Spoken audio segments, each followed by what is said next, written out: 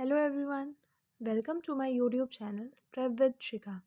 तो आज हम बेनिफिट्स ऑफ अकाउंटिंग स्टैंडर्ड एक अनदर इम्पॉर्टेंट वीडियो के साथ मिल रहे हैं। वीडियो स्टार्ट करने से पहले चैनल को सब्सक्राइब कर देना और बेल आइकन को प्रेस कर देना ताकि मेरी वीडियोस की नोटिफिकेशन आपके पास जल्दी से जल्दी आ जाए। Benefits of accounting standard paper में पूछा जाता है बीकॉम में। तो अब हम इसको स्टार्ट करते हैं। इसमें कुछ बेनिफिट्स हैं, जिसका फर्स्ट बेनिफिट है standardised accounting.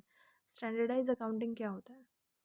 Perhaps the most important advantage of the FSB standard setting for business is the uniform set of accounting। क्या कहा जा रहा है कि इसका सबसे इम्पॉर्टेंट एडवांटेज ये है कि ये एक यूनिफॉर्मिटी लाता है। ठीक है, अपने प्रिंसिपल्स को प्रमोट करने के लिए बिजनेसेस के अंदर सबके सबके लिए same uniform in the sense सबके लिए सेम रूल्स और प्रिंसिपल्स जो फॉलो करने होंगे। ऐसा नहीं कि कोई और कुछ और कर रहा है, कोई और कुछ और कर रहा है बिजनेस, ऐसा नहीं, सबके लिए सेम रूल्स।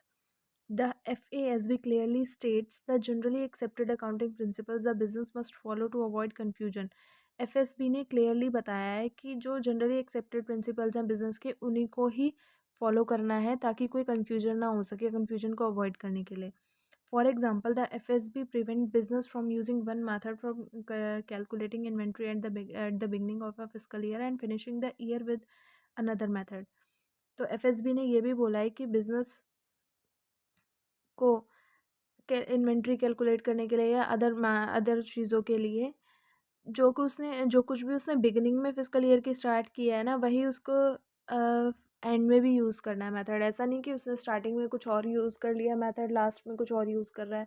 नहीं, सबको सिमिलर चीज़ ही यूज़ करनी है, सिमिलर वे ही यूज़ करना है, एट द एंड भी और एट द स्टार्टिंग भी और एट द मिड भी। फिर आता है हमारा next point, problem identification. The FASB standard setting provides a framework upon which potential accounting problems are identified or corrected। FSB ने एक स्टैंडर्ड सेटिंग प्रोवाइड की है जिसके अंदर जो अकाउंटिंग प्रॉब्लम्स है उनको आइडेंटिफाई किया जाएगा और करेक्ट किया जाएगा। Because all business in the US use the same accounting principles, any problem और inadequacy in the accounting process are quickly identified and reported to the FASB। क्योंकि यूएस में जितने बिजनेस यूएस के अंदर जितने भी बिजनेसेस हैं ना, वो सब सेम अकाउंटिंग प्रिंसिपल को फॉलो कर रहे हैं। तो कोई भी प्रॉब्लम और इनएडिकेसी आती है अकाउंटिंग प्रोसेस में तो उसको इजीली रिपोर्ट किया जाता है एफएसबी को और उसको आइडेंटिफाई भी किया जाता है। उसके बाद एफएसबी क्या करता है, इन्वेस्टिगेट करता है प्रॉब्लम को, और अगर उसे ज़रूरत होती है तो अपने प्रोसेस को, मतलब इनको मॉडिफाई भी करता है और कुछ न्यू अकाउंटिंग रूल्स भी पास कर देता है अकाउंटिंग प्रोसेस के। ठीक है, नेक्स्ट आता है हमारा प्राइवेट रेगुलेशन। प्राइवेट रेगुलेशन के अंदर क्या है? The FASB is a private entity with no affiliation to the US government. FSB एक प्राइवेट एंटिटी है जिसका कोई भी एफिलिएशन नहीं है US गवर्नमेंट के साथ। Despite this, the securities and exchange commission relies on FSB to set the accounting rules that all companies in the US must follow.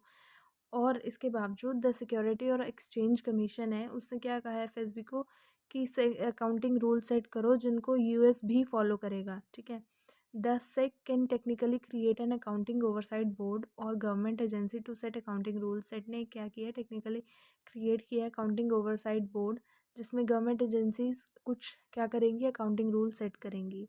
However, using the FASB ease the burden on the US government and let the private sector dictate accounting rules। इससे क्या हो गया है, FSB ने burden government US government के ऊपर से burden क्या कर दिया है, ईज कर दिया है, रिड्यूस कर दिया है, क्योंकि जो प्राइवेट सेक्टर है वो अपने आप ही अकाउंटिंग रूल्स को डिक्टेट करेगा अब। नेक्स्ट है हमारा international accounting. International accounting standards. The FASB is advantageous because it actively promotes an internationally recognized set of accounting rules। FASB एक advantageous है हमारे लिए भी, सबके लिए, क्योंकि वो ज़्यादा से ज़्यादा प्रमोट कर रहा है इंटरनेशनली भी अकाउंटिंग रूल्स को। ठीक है, globalization has deeply connected foreign financial market. A standard set of accounting rules would make financially reporting more accurate and fair between countries. क्या हो गया, ग्लोबलाइजेशन है वो डीपली कनेक्ट हो गया फॉरेन की फाइनेंशियल मार्केट से। क्यों? क्योंकि जो स्टैंडर्ड है ना सेट का अकाउंटिंग रूल्स का, उसने फाइनेंशियल रिपोर्टिंग को मोर एक्यूरेट और फेयर बना दी है सारी कंट्रीज़ के बीच में।